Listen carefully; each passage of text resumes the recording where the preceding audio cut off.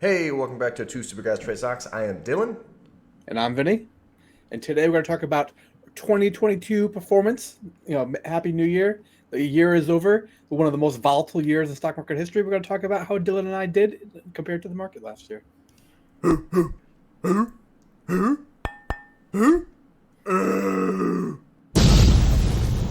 Two Super Guys Trade Stocks. Boomsies. All right. Well, it was quite an interesting year for the market, down 20% for the SPY, according to Google Calendar here of SPY. And major tech stocks, the NASDAQ, did even worse, down 33%. Pretty tough year, man. You had to be really technical in your trading. Yeah. Yeah, it's definitely a rough year. Once again, if you are long companies, it's just a buying opportunity. So don't get too depressed. If you are, in Neo, Fubo, Tesla, there's a bunch of terrible ones. Oh, yeah. That might be a problem. So Yeah. See our prior video about the Reddit post from last year and that comment about have you considered buying companies that actually make money or have a PE less than 100? yeah, So, this is where I finished for the year, down 25%. I underperformed the SPY for the second year in a row. This channel is called Two Stupid Guys for a reason, I think, suspect. But and what can you do? Unfortunately, you can't win them all. But I am happy with the positions I hold. This is my current main trading account as far as position wise here. Meta Platforms, I'm happy to announce I finally got to 100 shares of that, so I can start selling covered calls against that. That's basically my strategy. But buy, what do you call it? Value trap stocks and sell covered calls against it. That's my trading strategy in a nutshell, yeah. right there.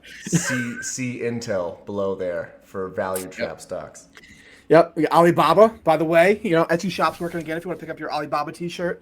Alibaba Bag Holders Anonymous, like the rest of us.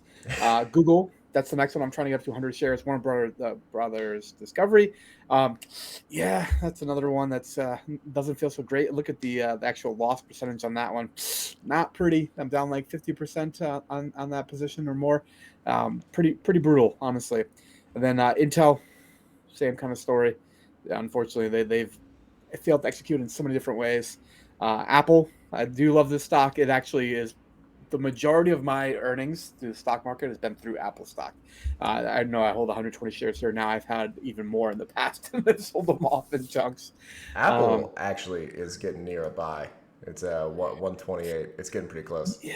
yeah. I mean, if you've noticed before, Buffett was buying below 140 was kind of his number. So, we'll see what happens there. And then right here, Warren Buffett stock, Berkshire Hathaway, and AMC. You goddamn ape clown assholes!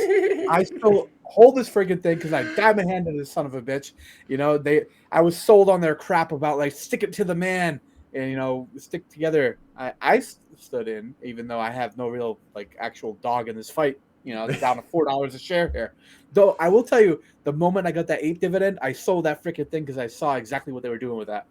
Yeah. But if you want to talk about my more active portfolio here, tiny little one. This is still my wild, stupid Robinhood swing trade account. Up 86% this year. Obviously, you should buy my course, bro. Launch it pretty soon. Yep. Speaking of buy our course, give us a like and subscribe. We will be starting a course. It's $3,000 a day. Good value. It's just the same YouTube videos. It's good value though. Yeah, yeah, exactly. But more nipples. So what can I say? More Um, nippies. yeah. So I do track my performance relative to SPY since I've kind of been an active trader here. These are my returns over time. Still outperforming the SPY, despite the fact that I've underperformed the last 2 years, and this is my first red year basically on my account since I've been actively managing this money. But we'll see what happens with the future holds. I'm still happy with the companies I own right now. I will say, speaking of you being happy with the companies you own, eventually you're going to join the AMD train and get rid of Intel. And I don't care about how much money Intel has. You invest because you want money back. And Yes. AMD, over the last 10 years, has gotten you way more money. I don't want to Okay. hear performance or any other stat. It's just a fact. Yeah. Eventually, you're going to join me.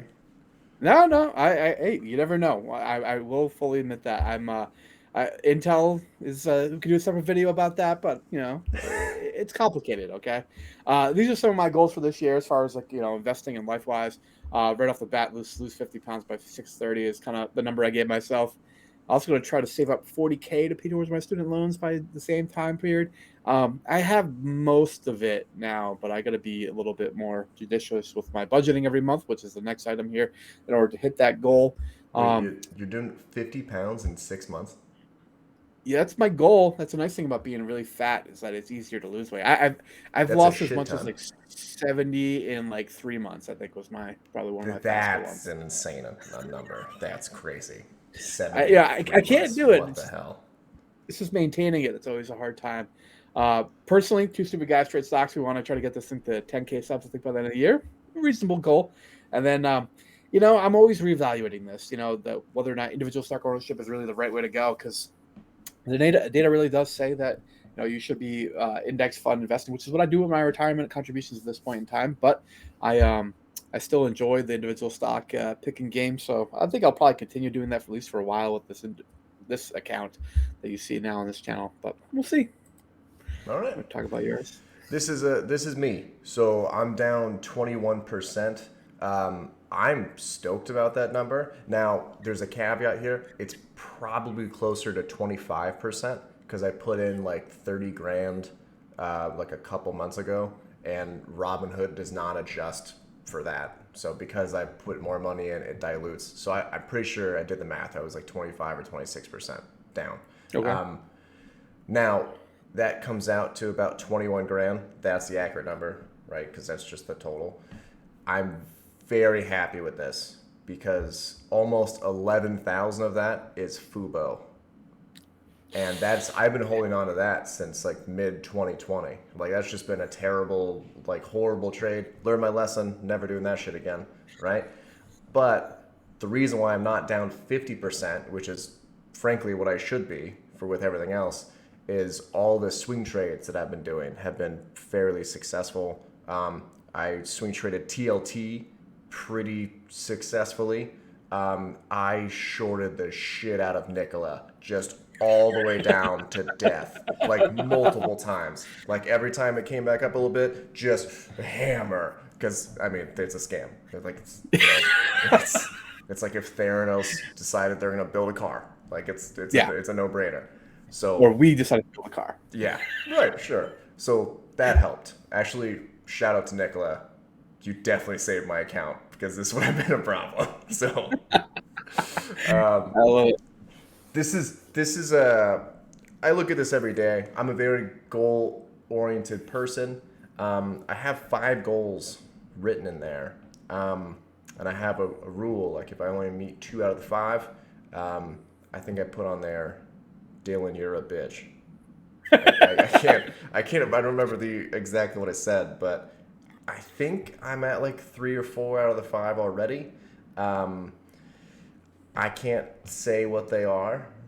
Mm-hmm. We'll find out later. But if anyone is goal oriented or like highly motivated, I stare at this shit for a full 60 seconds every day, right before a day trade. So I don't Wow. open it, but yeah. That's interesting. I've been thinking a lot more about goal setting. I mean, partly the time of the year, partly where I am in life. I think that's something we could do a separate video talking about, like the attributes that a good goal should have and that sort of stuff too. Not Yeah. just from an investing standpoint, but personally, in your actual life. Yep. All right, nexties. These are the 2 main goals, right? Become profitable at day trading, which I know. Scam. Ooh, I got it. I get it. 99.9% chance I fail. I'm so close. I'm uh, I'm at the point where I'm now just breaking even, which Yeah. I'm only utilizing a $10 trade per trade, and I owe like Uh-huh. $4 in commission every time. So as soon as that $4 changes to like 5 when you increase to $100 a trade, so breaking even is actually solid when you're doing Yeah. that small amount. I'm so close.